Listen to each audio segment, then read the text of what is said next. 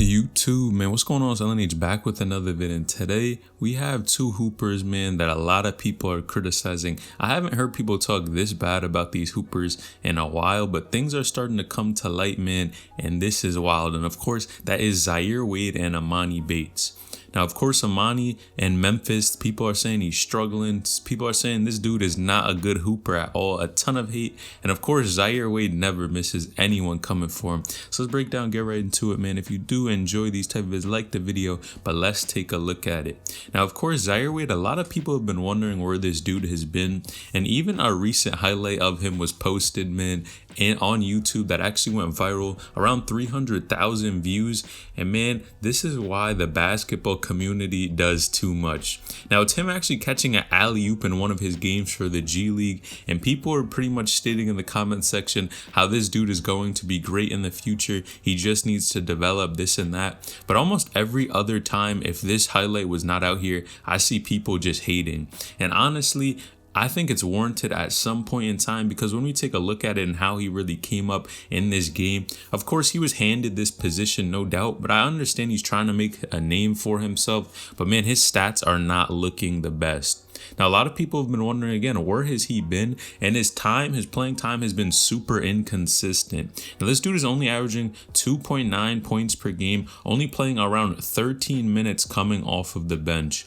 Now, I think partially this was expected because, number one, just because your father is part owner doesn't mean that although even if you are on the team, you're going to get a lot of playing time. At the end of the day, you have to try to win games. And clearly, Zaire Wade right now is not in the position to be able to get a lot of playing time on a G League team. Even with what he was doing in high school and even Brewster Academy, his stats overall just weren't the best. Of course, people come for him. He was only averaging around 4 points per game when he actually was in high school. Yes, did deal with a lot of injuries and other factors that would affect to that, but that's what it was at the end of the day. And now he really is trying to make a name for himself, go out there and show people that he can play. And I think he's in a very tough situation. Now, I think, of course, whenever we talk about a hooper getting special treatment, that is just the case with Zaire, because man, if we looked just strictly at his stats, a lot of other people that would be averaging these type of points or have similar stats even in high school, no one would bat an eye or even look at them. And yes, Zaire wasn't ranked either, but I think being in the G League, that he's only putting up this amount of course,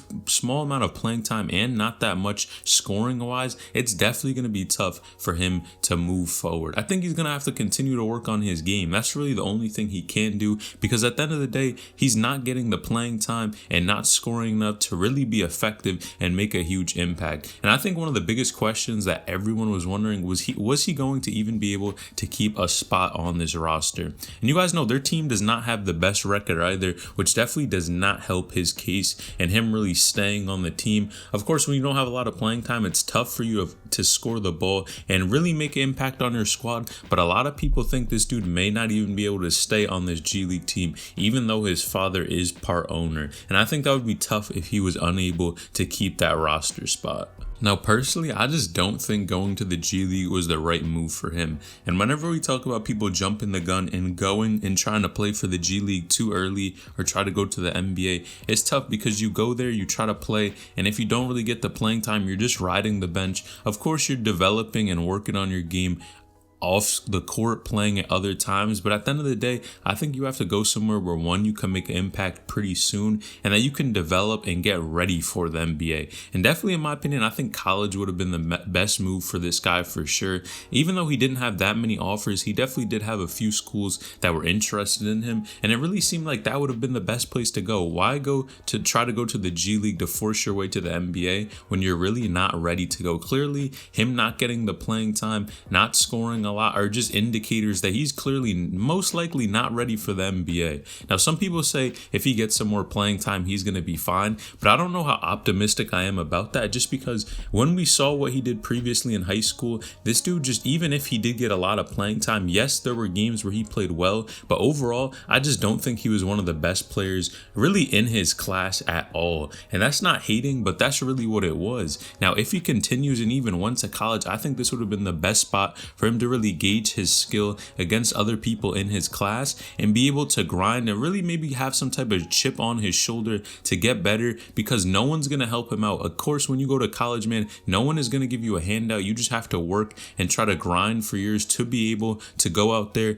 and get playing time, score the basketball, and try to get called up, try to get drafted. And I think that would have been a perfect environment for him. And of course, you can make money off of your name as well. So there was really no brainer, but I really don't think going to the G League in this case is helping this dude at all. And it really seems like if he's not playing at all, maybe this was not the move, and maybe he will not be on this roster for much longer. Hopefully he will, and we'll get some more playing time, man, but things are not looking the best for sure. But you guys let me know what you think about that. Let me know if you think he can stay on the squad and what he really needs to do to be able to get more playing time, because he definitely has the skill, but he needs to find a way to get on the court for sure. So let me know.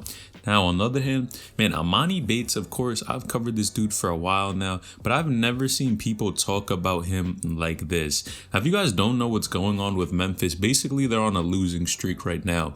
Now, I believe they have lost a couple games in a row, and their record overall right now is 5-3, but there is a ton of blame going on. And honestly, I've never seen people talk about Emoni Bates like this ever. Now, just to read off a couple tweets that are going on, Emoni Bates is the most overrated high school basketball recruit in the past 10 years. 10 years. I've never even heard someone call Emoni Bates overrated back in high school. And just things overall going on with Memphis, them losing games and just people kind of being frustrated. They were actually ranked 12 in the country at one point and are now unranked. Man, people are just coming for them all together. And there is definitely some things going on with this program. Now, I've even read things calling Emoni Bates an offensive and defensive liability, and basically saying that he messed up his career going to Memphis. And people also are pointing to the fact that he is only 17 years old. But man, this is crazy. Now, I think one way, a lot of people, yes, he definitely is young and has a lot of pressure on him for sure, because he's basically came out here and had to lead the team. Now, there also is a situation where, of course, Emoni and even Jalen Durham also came onto the squad as freshmen and are getting playing time. And there's actually rumors going around that a ton of people in the locker room, other seniors, are actually jealous that the freshmen are getting this type of playing time. And having this type of really toxic environment on this basketball team is causing them to lose games. And man, people are definitely losing faith in Emoni Bates, because I have never seen anything like this at all. Now, some more words that were actually said about him. One of the most overrated prospects of all time. Horrible team player. Dad coached him and knows nothing about the game. Thought Emoni was his golden goose and let him do whatever he wanted. Learned nothing. Does not know how to play the game of basketball. Now, wow. This dude was, of course, on Sports Illustrated, ranked one of the best in the country. And clearly this is showing you that just because you're ranked highly in the country does not mean things are going to translate over so easily. And I've never heard anyone talk about this dude like this. Now, he definitely has a scoring ability, but he's definitely been struggling in college, and I think a lot of people are pointing to this. And once you do have bad games, they're just going to come after you very hard. And really, of course, yes, he's 17, but there has to be some type of responsibility. Someone has to take a lead on this squad, and definitely fans are upset with what's going on, how they're playing, and even how Emoni Bates is performing. Now, the most wild thing was actually this. Now, Penny Hardaway actually said that Emoni Bates had considered quitting basketball this season. Quitting basketball? Man, what is going on with this program? I've never heard even something like this happen before.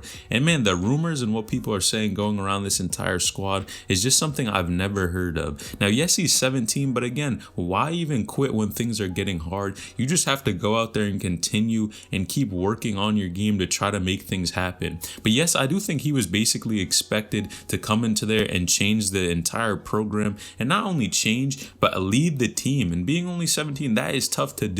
But man, what do you guys think about this entire situation? I've never seen this, and even at times he was coming off of the bench.